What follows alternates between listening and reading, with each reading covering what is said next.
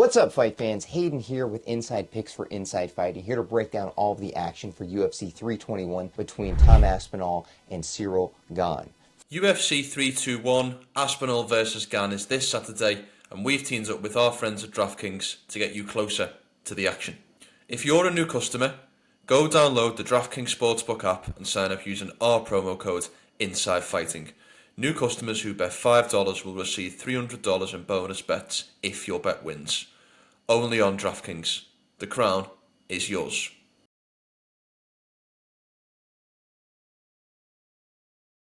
France versus England for the heavyweight title. Bet you didn't even know they made guys that big in Europe, but they do, and they're really good at hitting each other in the face. Speaking of hitting each other in the face, let's start with Ciryl Gane. Yes, he has a split decision win over Alexander Volkov most recently, nothing really to write home about, but before that, he did also knock out Sergey Spivak, which is, pretty good name on his record. It seems that he only loses to the elite of the division, or the elite of the light heavyweight division. See what I did there? See what I did there? John Jones joke? There we go. And he also has a loss to Francis Ngannou. Who? Who are we talking about? Francis Ngannou? Does anybody remember that guy? That's my Dana White impression. We all remember, Dana. We all remember. On losing to the elite of the division, Tom Aspinall is definitely the elite of the division. We've never seen a heavyweight at this point with his kind of IQ or his kind of speed and his kind of accuracy. His dad is a legend in the UK MMA scene, and it really has shown and rubbed off on his son. Also, he seems to get newer and cooler tattoos every single time we see this guy. He's rocking a neck tat this time out. It's pretty badass.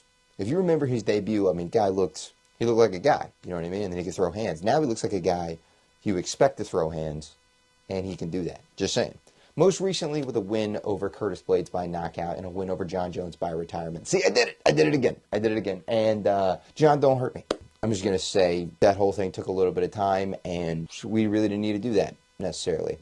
I think the key to this pick, and I'm taking Tom Aspinall by knockout in the second round, is roughly where I'm saying it. I think Tom Aspinall's dad said it best when he said, Ciryl Gane is a great point fighter, but it's nothing that Tom hasn't seen. For this pick, I'm taking Tom Aspinall by KO in the second round. I think that his IQ and his ability to perform inside the octagon is something we've never seen before, especially out of a heavyweight. I think what his father said about Gane being a really good point fighter is incredibly accurate. He seems to be able to stack things up on the board. He's an incredibly effective athlete moving in and out and super rangy and big at heavyweight, but he seems to lack the same sort of abilities that we see out of somebody like Tom Aspinall. Tom Aspinall, if you watch his social media channels, he breaks down fights, and the way he breaks down fighters, you understand that there's a cerebral quality to him that we haven't really seen since George St. Pierre. He's an incredibly special talent, and I don't see him losing the strap in a long, long time. It's a fight you're not going to want to miss,